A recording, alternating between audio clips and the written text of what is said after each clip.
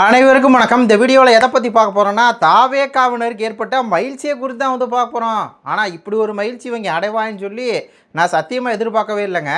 ஜெய்சன் சஞ்சய் அவர்கள் பிகே நியூஸில் இன்டர்வியூ கொடுத்துருக்காரு. அதில் வந்து கமெண்ட் போட்டிருக்கிறாங்க.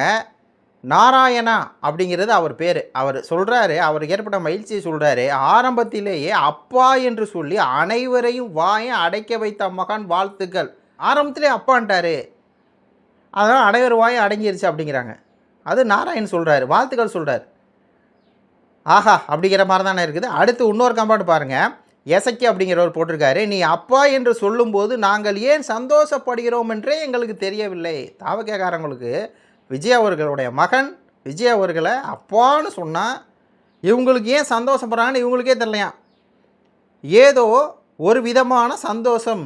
நீ நல்லா வருவடா தம்பி, ஏதோ சந்தோஷம். ஒரு அப்பா ஒரு மகன் அப்பான்னு கூப்பிட்றதில்ல, என்ன இவங்களுக்கு சந்தோஷம். எங்கள் உயிரில் கலந்த உறவு, எங்கள் அண்ணன் மகன் வாழ்த்துக்கடா தங்கமே அப்படின்னு சொல்லி போட்டிருங்க. இப்போ இந்த கமாண்டை பார்க்கும்போது எனக்கு என்ன தோணுச்சு அப்படின்னா, இந்த இன்டர்வியூவே பார்க்கும்போது ஒரு செட்டப் இன்டர்வியூ. அது என்ன பார்த்துக்கும் போதே தெரியும், இது வந்து விஜய் அவர்களை ஜெய்சன் சஞ்சய் வந்து அப்பாங்கணும் அப்படிங்கிறதுக்கு அது ஒன்று, அதுக்கு உண்டான ஒரு செட்டப் இன்டர்வியூன்னு தெரியும். ஏன்னா டிடி வந்து ஆரம்பத்தில் கேள்வி கேட்குறாங்க, இந்த மாதிரி உங்கள் பேர் என்ன? என் பேர் ஜெய்சன் சஞ்சய். நீங்கள் சஞ்சய்ங்கிற பேரை தான் யூஸ் பண்ணுறீங்க, ஜெய்சன் பேரை வந்து யூஸ் பண்ண மாட்டேறீங்க. அந்த ஜெய்சன் அப்படிங்கிற ஹாலிவுட் ஆக்டர் ஒருத்தர் இருக்காரே தெரியுமா? தெரியும் அவர். அப்போது அந்த ஜெய்சன் வந்து உங்களிடம் நீங்கள் நல்ல டைரக்டராக இருக்கீங்க, வாங்க நம்ம டேரக்டர் படம் பண்ணலாம் அப்படின்னு சொல்லும்போது, தமிழ்நாட்டிலேருந்து ஒரு ஹீரோவை கூட்டிகிட்டு வாங்க அப்படின்னு சொன்னால் நீங்கள் எந்த ஹீரோவை கூட்டிகிட்டு போவீங்க அப்படின்னு சொல்லி டிடி கேட்க, உடனே அதுக்கு வந்து ஜெய்சன் சஞ்சய் என்னுடைய அப்பாவான விஜய் அவர்களை தான் ஜெய்சன் அவர்களுடைய ஹாலிவுட் நடிகர் நடிக்க நான் வந்து கூப்பிட்டு போவேன். ஆஹா இதான் கேள்வி, இதான் பதில். இந்த பதிலை வந்து மகன் வாயிலிருந்து வந்தால், ஜெய்சன் வாயிலிருந்து வந்தனால உடனே இவங்களுக்கு நான் எப்படிப்பட்ட பதில், ஐயா இது மாதிரி பதில் எவனாவது சொல்கிறது உண்டா அப்படின்னு சொல்லி புலங்காயதை அடையிறாங்க. அடுத்த கேள்வி, இந்த மாதிரி உங்களுடைய அப்பா வந்து உச்சத்தில் இருந்தார், கேரியோட உச்சத்தில் இருந்தார், சினிமாவிலையும் சரி, இப்போயும் அரசியல் உச்சத்தில் முதலமைச்சராக இருக்கார். அது உங்களுக்கு எந்த மாதிரியான ஒரு இதாக இருக்குது அப்படின்னோடனே, நான் வந்து என்னுடைய குடும்பத்தோட லெகசியை காப்பாற்றணும், டிக்னிட்டியை காப்பாற்றணும் அப்படி இப்படி சொல்கிறாப்புல இங்கிலீஷில். அது என்ன ஓப்பனாக சொல்லணும் அப்படின்னா, மான மரியாதையை காப்பாற்றணும். எங்கள் அப்பாவுக்கு வந்து வரலாறு செய்யும் முதலமைச்சராக இருக்கார், அவருடைய மான மரியாதையும் அதனால் எங்களுடைய குடும்ப மான மரியாதையும் காப்பாற்றணும்னு நினைக்கிறேன் அப்படிங்கிறார். பாருங்கள், ஒரு மகன் எவ்வளவு தெளிவான ஒரு வார்த்தையை வந்து சொல்கிறார் பாருங்கள். எங்கள் அப்பா முதலமைச்சராக இருக்கிறாரு, அவரை சுற்றி பல சர்ச்சைகள் வருது, எங்கள் அம்மா வந்து டைவர்ஸ் வந்து கேட்குறாங்க. அந்த சூழ்நிலையில் நான் ஒரு வார்த்தை சொல்ல போக அது அவருக்கு பின் ஒரு இதாக வந்துடக்கூடாது, அரசியலில் உச்சத்தில் இருக்கவருக்கு ஒரு பாதிப்பு ஏற்படுத்தக்கூடாதுன்னு சொல்லி இதுதான்டா பதில் அப்பவே சொல்லியிருக்கோம். ஜெய்சன் சஞ்சய் வந்து த கிரேட், அதாவது அப்பாவோட மகன் கிரேட் அப்படிங்கிற மாதிரி மகன் வந்து கிரேட்டாக வந்து அந்த பதிலை வந்து சொல்கிறாப்புல. இதுக்கு வந்து பார்த்தீங்கன்னா இவங்க டிகினிட்டின்ட்டாரு, நான் வந்து அந்த லெகசியை காப்பாற்றுவேன்ட்டார். பார்த்தீங்களா எப்படிப்பட்ட மகன், நல்ல மகன் தான், அப்படி இருக்க வந்து டிகினிட்டியை காப்பாற்றிக்கிட்டு இருக்காப்புல.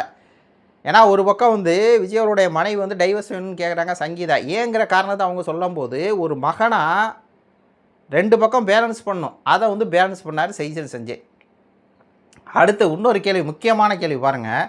நீ ஏதாவது உங்கள் வீட்டுக்கு தெரியாமல் ஏமாற்றிட்டு போயிட்டு அடிக்கடி வாங்கியிருக்கியான்னு கேட்கும்போது அது என்ன சொல்கிறாப்புலனா, ஒரு நாள் நைட்டு வந்து உங்கள் வீட்டில் இருந்து எல்லாம் தூங்கினதுக்கப்புறம் எந்திரிச்சு போயிட்டாப்லையா, எங்கள் ஊர் சுற்ற வந்து போயிட்டாப்லையா, அடுத்த நாள் காலைல 10 மணிக்கு தான் வந்தாப்புல. இதை சொல்லிட்டு என்ன சொல்ல வரப்ப, எங்கள் அம்மா வந்து ஒரு ஸ்பை மாதிரி அப்படிங்கிறாப்புல. இதை எதுக்கு ஒரு சொல்கிறாப்புலன்னு சொல்லி பல பேர் பலவிதமாக நெட்டில் எழுதிக்கிறான். எங்கள் அம்மா ஒரு ஸ்பை, ஐ மீன் வந்து நாங்கள் எங்கே போனோம் எங்கே வர்றோம் அப்படிங்கிறது அவங்களுக்கு வந்து முழுமையாக தெரியும் அப்படிங்கிறாங்க. புரியுதுங்களா? இப்போ இந்த வீடியோ நம்ம எதுக்கு பேச வரோங்கிறது புரியுது. அப்போ இந்த 3 பாயிண்ட்டுகள் தான் முக்கியமான பாயிண்ட்டுகளாக அந்த இன்டர்வியூலேயே நம்ம வந்து பார்த்தோம். அவங்க அம்மா அவங்க வந்து ஒரு ஸ்பை தான், யார் சங்கீதா வந்து ஒரு ஸ்பை தான். ஏன்னா பிள்ளைங்களுக்கும் புருஷனுக்கும் அவங்களுடைய வாழ்க்கையை வந்து அர்ப்பணிச்சிருக்காங்க. அப்படி இருக்கும்போது ஏதாவது ஒரு தப்பு பண்ணிட்டு ஏதாவது பையன் மாட்டிக்கிட்டால் என்ன ஆகணும், பையன் மேலே அக்கறையும் அதே மாதிரி கணவன் மேலே இருக்க அக்கறையும் கொண்ட பெண்ணாக இருந்திருக்காங்க. இதுக்கு மேலே நம்ம வந்து பேச முடியாது வைங்களேன். அப்போ இந்த இன்டர்வியூவை பார்க்கும்போது நம்மளுக்கு என்ன தோணுதுன்னா, அந்த தாவக்காரவங்களுக்கு இதுதாண்டா மகிழ்ச்சி அப்படிங்கிற மாதிரி இருக்குது.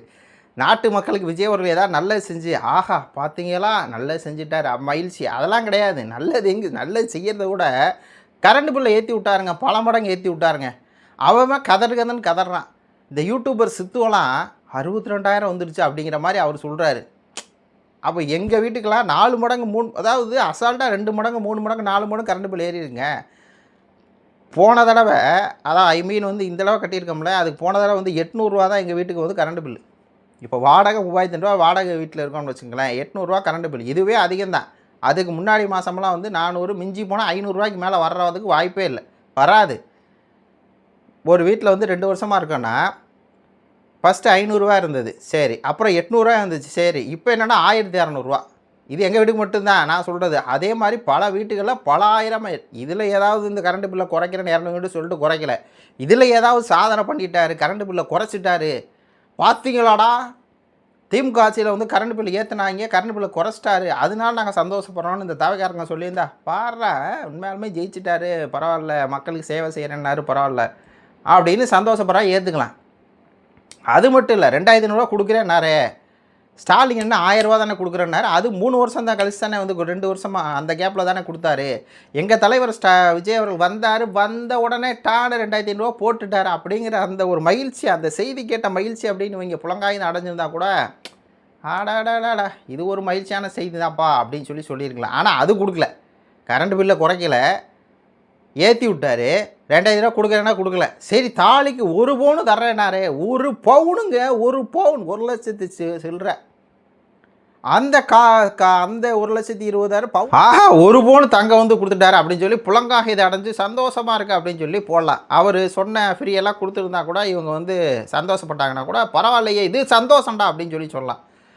அது கூட இல்லை அப்படின்னா, அந்த நீட் தேர்வு இப்போ போராட்டம் இருந்தாங்க கரப்பாம்பூச்சி கட்சிக்காரங்க, அதுக்கு மத்திய அரசு நீட் தேர்வு ஒழிக்கணும் அப்படின்னு சொல்லி இவரே களத்தில் இறங்கி இவரே முதல் ஸ்டெப் எடுத்து வச்சு, அனிதா வீட்டுக்கு எப்படி போனாரோ அதே மாதிரி வந்து அந்த பாலா பவனுக்கு வந்து போய் ஆதரவு கொடுத்துருந்தாருன்னா அதுக்கு இவங்க மகிழ்ச்சினா, சரி ஓகே. காவேரி பிரச்சனைக்கு அங்கே வந்து விஜய் அவர்களுடைய உருவத்தை வந்து பார்த்திங்கன்னா எரிக்கிறது, உருவத்தை வந்து கேவலப்படுத்துறது, ஜனநாயக படத்தை கிழிக்கிறதுன்னு சொல்லி கர்நாடகாக்காரன் விஜய் அவர்களுக்கு எதிர்ப்பு அவ்வளோ தெரிவிச்சுட்டு இருக்கான். இங்கே இவர் சிஎம் வாயே திறக்கலை. காவேரி வந்து என்னோட உரிமை, தண்ணி வந்து எங்களுக்கு கொடுத்தாகணும், நான் முதலமைச்சராக இருக்கேன் அப்படின்னு சொல்லியெல்லாம் எதுவுமே பேசலை. அப்படி பேசியிருந்தாருன்னா இவங்க சந்தோஷப்படலாம். அவர் கர்நாடகா சிஎம்மு, நீங்கள் இங்கே வரக்கூடாது, வந்தால் இங்கே பிரச்சனை வரும் அப்படிங்கிறார். இவர் நான் போய் பார்ப்பேங்கிறார். அவர் ஏதோ கர்நாடகத்தில் பிரச்சனை, அந்த காவேரி பிரச்சனைக்கு வந்து நானே தீர்த்து வைப்பேன், நானே களத்தில் இறங்குவேன், அதெல்லாம் கர்நாடகாவுக்கு தண்ணி தரமாட்டேன்னு காங்கிரஸ் கட்சிக்காரங்க சொல்லியிருக்காங்க. இவர் வாய் திறக்காமல் இருக்கார். அதான் அப்படி ஏதாவது சாதனை பண்ணிவிட்டு இவங்க சந்தோஷப்பட்டாங்க, மகிழ்ச்சி அடைஞ்சாங்க அப்படின்னா நம்மளும் சேர்ந்து மகிழ்ச்சி அடையலை. ஆனால் அதெல்லாம் ஒன்றும் இல்லை. ஜெய்சன் செஞ்சே விஜய் அவருடைய சொந்த மகன், அவர் வந்து விஜய் அவர்களை அப்பா அப்படின்ட்டாராம். அந்த அப்பா அப்படி சொல்கிறனால இவங்களுக்கெல்லாம் சந்தோஷப்படுறாங்க அப்படின்னா என்ன மாதிரியான ஒரு மக்கள் தமிழ்நாட்டில் வாழ்கிறாங்க அப்படின்னு சொல்லி பாருங்கள். என்ன மாதிரியான ஒரு மக்கள் தமிழ்நாட்டில் வந்து இருக்காங்க அப்படின்னு சொல்லி பாருங்கள். ஒட்டுமொத்தமாக விஜய் அவர்கள் ஒரு ஹீரோ, அந்த ஹீரோ பின்பு உடஞ்சிடக்கூடாது, அந்த ஹீரோ அவர் ஹீரோவாகவே தான் இருக்கணும். அப்போ அதுக்கு என்ன பர்சனல் லைஃப் பற்றி, சங்கீதாவோட டைவர்ஸ் இதை பற்றி எல்லாம் இருக்கும்போது மகன் வந்து விஜய்க்கு எதிராக ஏதாவது பேசிட்டா விஜயோட அந்த இமேஜ் வந்து கொஞ்சம் சறுக்கும், டேமேஜ் ஆகும். அப்போது விஜய் அவர்களை தன்னுடைய ஜெய்சன் செஞ்சு அப்பான்ட்டாருன்னா அது மகிழ்ச்சி. இதுதாங்க இந்த கூட்டம், இதுதான் அந்த கூட்டம், இவ்வளோதான் இந்த கூட்டம். இந்த கூட்டம் வந்து தமிழ்நாட்டுக்கு மிகவும் ஆபத்தான கூட்டம், மிகவும் ஆபத்தான கூட்டம். அப்பான்ட்டாருன்னு சொல்லி சந்தோஷப்பட்டு உட்காந்துருக்காங்க. இதை தவிர நம்ம இந்த கூட்டத்துக்கு இன்னொரு 5 வருஷம் 4 வருஷம் இருக்குல்ல, தெரியும் விஜயருடைய அந்த மாய பின்பம், சினிமா பின்பம், அந்த பின்பம் உடையும், கண்டிப்பாக உடையும். அது அரசியல் ரீதியாக கண்டிப்பாக உடஞ்சி தானே ஆகணும். காவேரி பிரச்சனை அது வந்துருச்சு, வாய் திறக்கலை. நீட் பிரச்சனை வந்துருச்சு, வாய் திறக்கலை. அதே மாதிரி அந்த தண்ணீரை கொண்டு போய் ஒரு குறிப்பிட்ட கம்பெனிக்கு வந்து கிண்ட்லி அந்த ஏதோ ஒரு கம்பெனி கொடுத்துட்டாரு, வெளிநாட்டு கம்பெனிக்கு வந்து கொடுத்துட்டார். பல பிரச்சனைகள் வரத்தான் செய்யும்.